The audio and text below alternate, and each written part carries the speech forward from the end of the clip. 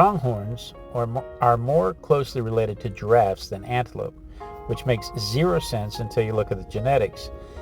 These speed demons split from giraffes and okapis about 25 million years ago into their own family, and they're the only surviving species left.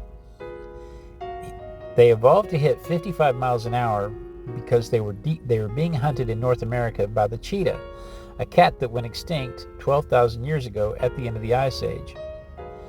Pronghorns made up 40% of that cheetah's diet, so they had to get fast or die. The American cheetah could hit about 65 miles per hour, but pronghorns developed something better than raw speed. They can maintain 35 miles per hour for 5 miles straight. Their oversized hearts and lungs pump massive amounts of oxygen and blood while they run, and they've got specialized cartilage padding in their hooves that works like shock absorbers. The cheetah's been gone for 12,000 years, but pronghorns are still built like race cars. Nothing in North America today can catch a healthy adult. Coyotes, wolves, and golden eagles can only take down fawns and weakened animals. They're about the size of a large dog, roughly 150 pounds. Every spring and fall, some herds migrate 150 miles between their summer and winter ranges.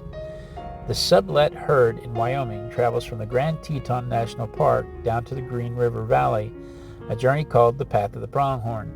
They've been using that same route for at least 6,000 years based on archaeological evidence.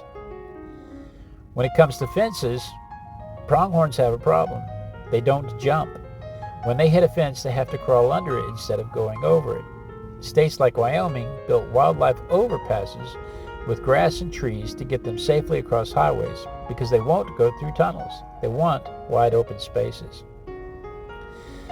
They also shed their horns every year, and they're the only horned animal that does this. They have horns like cows, not antlers like deer. Between November and March, the keratin sheath falls off and regrows over the permanent bone core underneath. Males grow horns up to 15 inches long with forward-pointing prongs.